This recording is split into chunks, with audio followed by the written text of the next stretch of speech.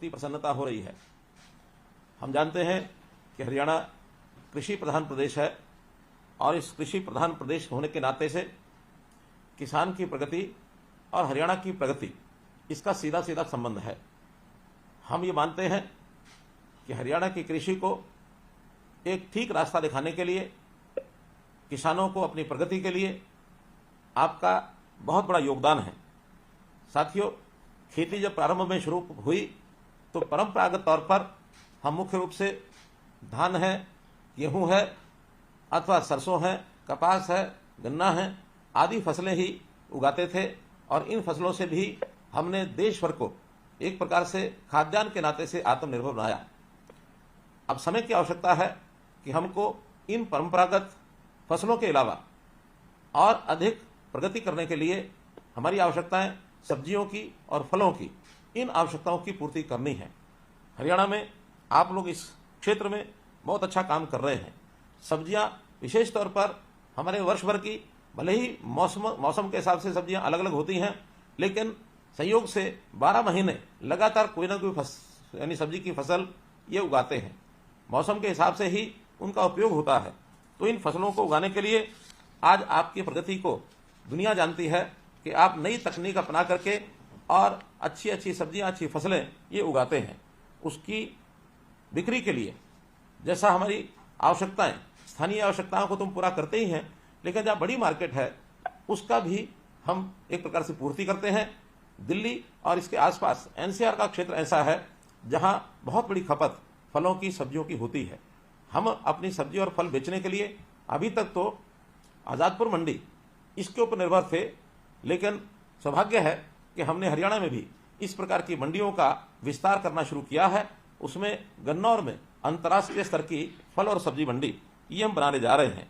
तो इस मंडी के बनने के बाद हमारे हरियाणा के किसानों को फल और सब्जी बेचने के लिए बहुत सुविधा होगी और हम न केवल अपने प्रदेश में बल्कि देश और दुनिया में भी अपने फल और सब्जियों को बेच सकेंगे, भेज सकेंगे। मित्रों, हम जो नई तकनीक और नए ज्ञान का उपयोग करते हैं अपने कृषि क्षेत्र को बढ़ावा देने के लिए, इसकी प्रेरणा अन्य किसानों को भी मिलती है और बहुत से किसान धीरे धीरे इस ओर आगे बढ़ रहे हैं कि फल और सब्जी की खेती करने के लिए पॉली हाउस है, हाईटेक ग्रीन नेट है, नेट हाउस है। तो इस प्रकार आधुनिक जो तकनीक है उसके लिए हम आगे बढ़ रहे हैं। और प्रधानमंत्री जी ने हमें पानी की बचत करने के लिए भी जो एक फॉर्मूला दिया है कि पर ड्रॉप मोर क्रॉप, इस अवधारणा पर चलते हुए हमने ड्रिप सिंचाई, माइक्रो इरिगेशन, इसका भी जो उपयोग शुरू किया है, इसका बहुत बड़ा लाभ होगा। हमने वर्टिकल फार्मिंग की दिशा में भी बहुत सराहनीय काम किए हैं। सब लोग जैविक खेती की ओर भी बढ़ रहे हैं, क्योंकि बहुत बड़ा विशेष एक बात ध्यान करने की है कि हम फर्टिलाइजर्स का उपयोग केमिकल्स का करेंगे तो उससे जो हमारी क्वालिटी है प्रोडक्ट की, हमारी जो उपज की क्वालिटी है वो गिरती है, उसमें कुछ न कुछ कमी आती है, जिसके कारण से हमारा शरीर बीमारियों की तरफ भी आगे बढ़ता है। तो प्रधानमंत्री जी ने आह्वान किया है कि जैविक खेती की ओर आगे बढ़ें और हम जो है नेचुरल खेती, प्राकृतिक खेती, उसमें बढ़ करके रासायनिक उर्वरक और जो खतरनाक कीटनाशक हैं उनका उपयोग कम करें। तो इससे भी हमारा जो बहुत बड़ा लाभ एक होने वाला है। अपनी गौ आधारित खेती को हम लोग जितना ज्यादा करेंगे उतना ही अच्छी फसलें होंगी, उतना ही शरीर को लाभ होगा। जैसे हमारे भाई, किसान भाई, आप सब लोग फल और सब्जियों के माध्यम से अच्छी मेहनत करके और लाखों रुपया कमाते हैं। इससे हमारी जो हर किसान की आय दुगनी करने का जो टारगेट है वो भी निश्चित रूप से यानी प्राप्त होगा। कठोर मेहनत और आधुनिक तकनीक, नवाचार, ये सब हमारे काम के आधार बिंदु हैं।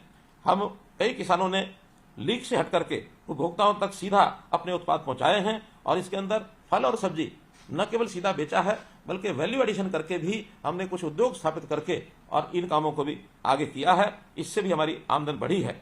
मित्रों, हरियाणा सरकार की नीतियां हमेशा किसान के साथ रही हैं, चाहे वो फसल की बुआई से पहले की कुछ आवश्यकताएं हों किसान की, अथवा फसल की बुआई के बाद हो, अथवा कटाई से पहले हो, कटाई के बाद हो, हर समय सरकार वो आपके साथ खड़ी है। अर्थात बीज से लेकर बाजार तक ये जो किसान के साथ हम खड़े हैं, ऐसा हमारी नीतियां हैं। हम प्रगतिशील जो किसान भाई बहन हैं उनकी विकास यात्रा में सरकार बहुत प्रकार की योजनाएं बनाती है और इन योजनाओं के कारण से आपको उसका लाभ मिलता है। फल और सब्जी के अलावा मधुमक्खी पालन, इसमें भी हमने जो कार्यक्रम किया है, हमारा उत्कृष्ट केंद्र इजराइल की सहायता से रामनगर कुरुक्षेत्र के अंदर जो शुरू हुआ है, इसका अपना एक लाभ हुआ है। ऐसी जो योजनाएं हैं इसमें सामान्य वर्ग के साथ साथ अनुसूचित जाति के जो लोग हैं वो इनको अपनाते हैं, खेती करते हैं, सब्जी अथवा फल उगाते हैं, तो उनके लिए विशेष योजना, विशेष लाभ ये उनको दिया जाता है। अगर सामान्य किसानों को 50% की सब्सिडी दी जाती है तो अनुसूचित जाति के किसानों को 85% तक भी सब्सिडी ये दी जाती है। हमारा जो बागवानी क्षेत्र है इसको कैसे और बढ़ाएं, क्योंकि फसल के लिए हमारी जो खेती की जमीन है, हमको अंदाज होना चाहिए कि लगभग 80 लाख एकड़ जमीन हमारी एग्रीकल्चर लैंड है। अभी इस समय इसमें बागवानी और खेती मात्र 7 लाख एकड़ अर्थात 7% ही लगभग इसका उपयोग हम करते हैं, लेकिन इसको बढ़ाने की आवश्यकता है। हमने तय किया है कि 2030 तक इसका व्याप बढ़ाया जाए और जो उत्पाद है उसको भी 3 गुना किया जाए, क्षेत्रफल है उसको भी लगभग 3 गुना 20% ले जाने के लिए हम तैयार हैं। 22 लाख एकड़ जमीन पर हम बागवानी और फलों की सब्जी फलों की बागवानी और फल और सब्जी की खेती ये करने के लिए हम आगे बढ़ सकें, ऐसी हमारी योजना है। फूड प्रोसेसिंग नीति, ये पॉलिसी हमने बनाई है कि हम जो अपने उत्पाद हैं उसको वैल्यू एडिशन करके उसमें से कुछ उत्पाद बनाएं। इसके लिए भी सरकार की बहुत सी योजनाएं चल रही हैं और ये जो फूड प्रोसेसिंग नीति के माध्यम से जो हम उद्योगों की स्थापना करेंगे, उसमें जो हम सामान पैदा करेंगे तो हमारी फसल की पैदावार की कीमत और अधिक हमको मिल सकेगी। ये उसके पीछे हमने एक प्रकार से योजना बनाई है। हमारे जो क्रॉप क्लस्टर डेवलपमेंट प्रोग्राम है, जो फसल समूह विकास कार्यक्रम के अंतर्गत, ये भी हरियाणा में 1763 गांव में 393 बागवानी फल समूह इनकी पहचान की गई है। हम एफपीओज अर्थात फार्मर्स प्रोड्यूसर ऑर्गेनाइजेशन ये भी बना रहे हैं। 1000 एफपीओज बनाने का हमारा लक्ष्य है, जिसमें से लगभग 700 के आसपास एफपीओज ये बनाए जा चुके हैं। प्रत्येक एफपीओ में 300 किसान ये सदस्य होते हैं। तो ये भी हमारी योजना रहेगी कि हम लोग जो अपना एफपीओ बनाया है, अच्छी बात है, जिन्होंने अपना एफपीओ भी नहीं बनाया है वो भी अपने आसपास के किसानों को इसमें शामिल करें और सभी की आय बढ़े। ये एक परोपकारी काम भी हमको आगे बढ़ करके करना चाहिए। हम सीधे प्रत्येक क्लस्टर में जो बनाए गए हैं उसके अंदर आपूर्ति श्रृंखला अर्थात सप्लाई चेन और इसी प्रकार से बागवानी उपज के लिए मार्केटिंग और किसान को सीधे बाजार से जोड़ने के लिए इंटीग्रेटेड पैक हाउस ये भी स्थापित किए जा रहे हैं। इस पर भी हमने 33 परियोजनाओं पर 94 करोड़ रुपए लगा करके इसको पूरा कर लिया है। लगभग 116 करोड़ लागत की अन्य 44 परियोजनाएं ये अब स्थापित की जा रही हैं, जो वर्ष के अंत तक ये पूरी हो जाएंगी। बहुत से हमारे फल हैं, जैसे आम है, अमरूद है, बेर है, चीकू, लीची, आंवला, नाशपाती, आड़ू, आलू बुखारा, केला, पपीता, सिट्रस फल, अंगूर, अंजीर व स्ट्रॉबेरी के बाग लगाने के लिए प्रति एकड़ लागत का 50% हम देते हैं। अनुसूचित जाति के लोगों के लिए ये प्रतिशत जो है 85% तक हम करते हैं। इसी प्रकार सब्जियों की खेती के लिए भी हमने एकीकृत मॉडल ये जो बनाया है, इस पर भी हम ये सब्सिडी देते हैं। मशरूम की खेती के लिए भी 40% से लेकर के 85% तक सब्सिडी दी जाती है। मशरूम की नई प्रजातियां जैसे मिल्की मशरूम, आयस्टर, मशरूम ढिंगरी व शिटाके की खेती को बढ़ावा देने के लिए एक नई योजना ये भी हमने तैयार की है। जहां तक poly house, high tech green house, walk in tunnel, anti insect net house, poly net house, cable प्रलीन नेट हाउस, ये जो सामान्य वर्ग के लिए 50% और अनुसूचित जाति के लिए 85% का अनुदान दिया जाता है। ये सब ऐसी तकनीक है जो आज फल और सब्जी के उत्पादन में बहुत ही सहायक सिद्ध हो रही है। गुणवत्तापूर्वक सब्जी पौध, क्योंकि पौध भी अपने आप में बहुत बड़ी आवश्यकता होती है किसान की, तो उसको ऐसी जो सब्जी की पौध अच्छी अगर मिलती है तो उसको अपने किसान अच्छी प्रोडक्शन के लिए उपयोग कर सकते हैं। उच्च तकनीक वाले जो ग्रीन हाउस हैं उसके अंदर ये पौध, मिट्टी रहित पौध, ये वहां उत्पादन कराया जाता है। मीडिया यानी मिट्टी रहित पौध को शिमला मिर्च, ककड़ी, टमाटर, खरबूजा और बैंगन ये पौध बहुत सफलतापूर्वक बनाई गई है। जो हमारे किसानों के एक्सीलेंस सेंटर्स हैं उसमें Gharaunda, high tech green house Gurugram और रोहतक दोनों जगह, ऐसे ही जो फ्रूट्स का हमारा एक्सीलेंस सेंटर है मांगेड़ा सिरसा और इंटीग्रेटेड बागवानी विकास केंद्र पलवल और सुंदरा, इसमें बुकिंग करके और हम पौध जो है उस सप्लाई करते हैं। अभी हमने 2022-23 यानी पिछले वर्ष में ये जितनी भी स्कीमें हैं इसके अंदर लगभग 25,000 लाभग्राही इनको 166 करोड़ रुपए की ये सब्सिडी दी है, जिसके अंदर poly house vertical farming, Bombay stacking vertical farming, fruit area, mushroom unit medium cost, mushroom unit low cost, cold storage, water tank, ऐसी जितनी योजनाएं हैं इन योजनाओं में 2022-23 के अंदर हमने लगभग 166 करोड़ रुपए की सहायता ये किसानों को दी है। इजराइल और हरियाणा, इसको मैं जरूर उल्लेख करना चाहूंगा, क्योंकि हमारा जैसे हरियाणा की भूमि और जलवायु है, ऐसे ही इजराइल की भूमि और जलवायु ये भी लगभग समान है।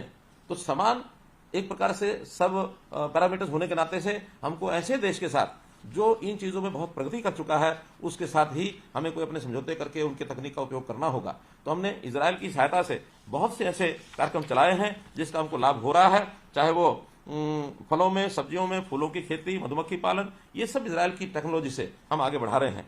हमारे 14 ऐसे उत्कृष्ट केंद्र अर्थात एक्सीलेंस सेंटर्स, ये सब एक प्रकार की नई टेक्नोलॉजी बढ़ावा देने के लिए प्रदेश में स्थापित किए गए हैं। अगले इस वर्ष में, करंट ईयर में 223-24 में राज्य में 3 और नए एक्सीलेंस सेंटर्स ये भी स्थापित होने जा रहे हैं। इसमें पंचकुला में पोस्ट हार्वेस्टिंग मैनेजमेंट, प्याज के लिए पेनंगवा, नूह और फूलों के लिए मुनीपुर, झज्जर, यहाँ 3 स्थानों पर भी एक्सीलेंस सेंटर ये बनाए जा रहे हैं। अंजनथली में हमने विशेष इस बार विश्वविद्यालय की स्थापना करने का निर्णय लिया है, अर्थात करनाल जिला अंजनथली, जिसमें बागवानी विश्वविद्यालय होगा। तो उस बागवानी विश्वविद्यालय के बनने के बाद हमको सब्जियां और फल इसके लिए आगे बढ़ने के लिए बहुत अच्छा एक अवसर ये मिलने वाला है।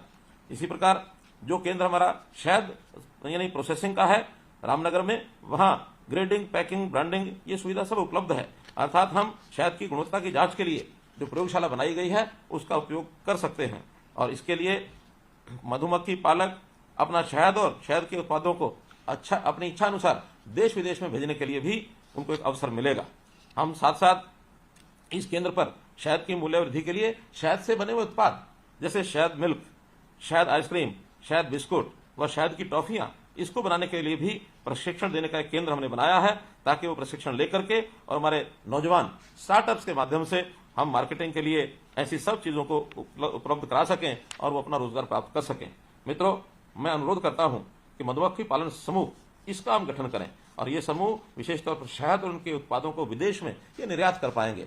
हम अपने उत्पादन का, कृषि उत्पादों का जितना एक्सपोर्ट अधिक करेंगे उतना हमारे प्रदेश की आर्थिक अच्छी होगी, देश को भी एक प्रकार से फॉरेन एक्सचेंज इस रूप में बहुत बड़ा लाभ होगा। हमारी वर्कफोर्स, हमारे जो युवा, उनके काम की कीमत ये और बढ़ेगी और उनको कभी कभी जैसे एक्सपोर्ट बढ़ाएंगे तो विदेश में जाने के अवसर भी उनके खुलते हैं। तो हमारे युवकों को रोजगार कैसे मिले, कैसे वो यानी रोजगार पूर्वक आगे बढ़ें, इसके लिए बहुत सी हमारी सोच और योजनाएं चल रही हैं।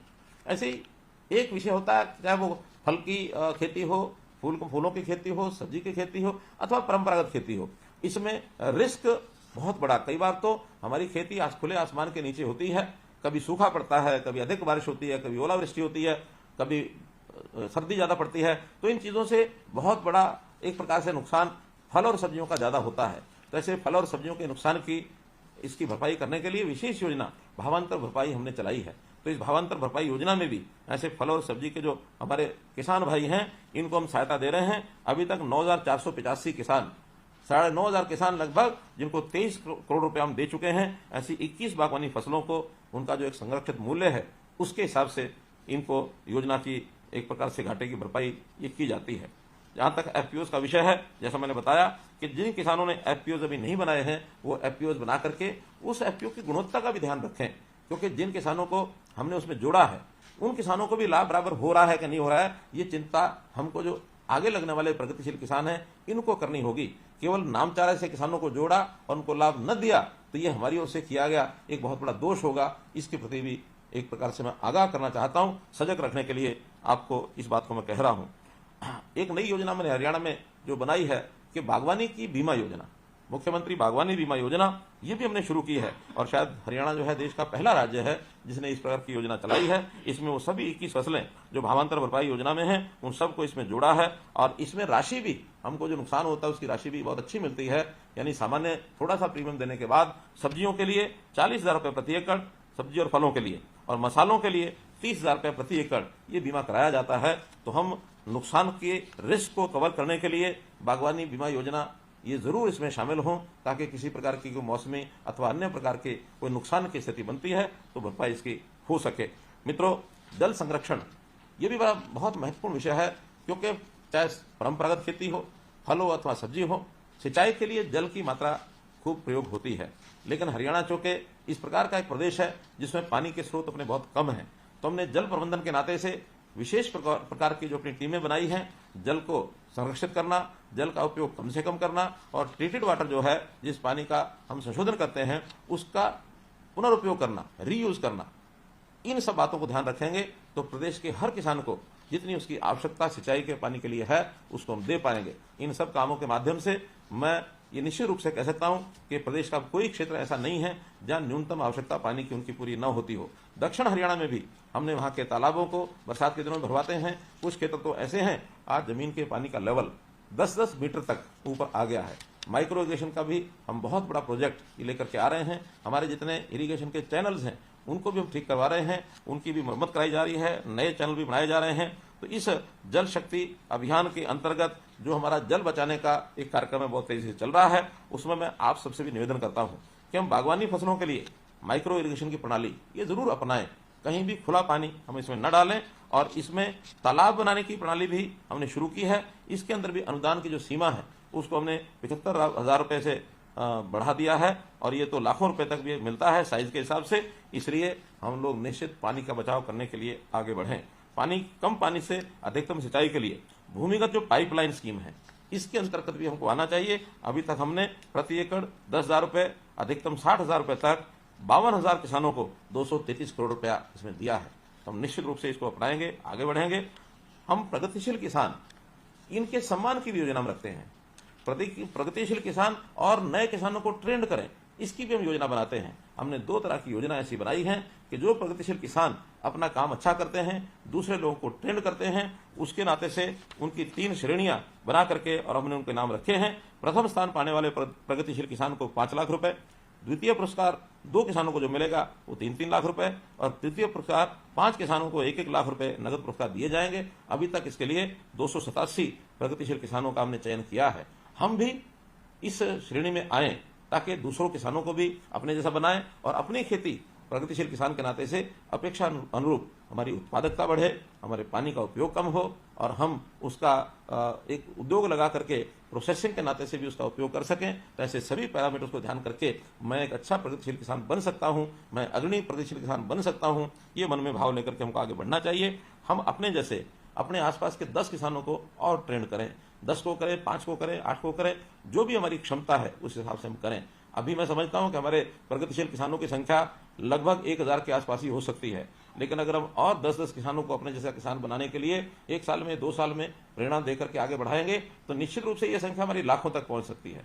तो लाख किसान अगर इस ओर आते हैं, बहुत बड़ा बदलाव ये हमारे कारण से होगा। सरकार इन कामों के लिए सहयोग करने के लिए हमेशा तैयार रहती है। हमें इनिशिएटिव लेना पड़ेगा, हमको अग्रणी एक प्रकार से व्यक्तित्व की भूमिका निभानी पड़ेगी। जो साधनों की आवश्यकता है इसकी चिंता सरकार के नाते हम करेंगे। मित्रों, आप लोग आगे बढ़ें। मैं तो हमेशा यही कहता हूं कि हम प्राकृतिक साधनों का दोहन करें, इनका शोषण न करें और प्राकृतिक साधनों के नाते से अपनी खेती की उपज इस प्रकार से करें कि जो हमारी आवश्यकताओं की भी पूर्ति करे, हमारी आमदनी भी बढ़ाए और अपने जैसे किसान और भी बनाएं।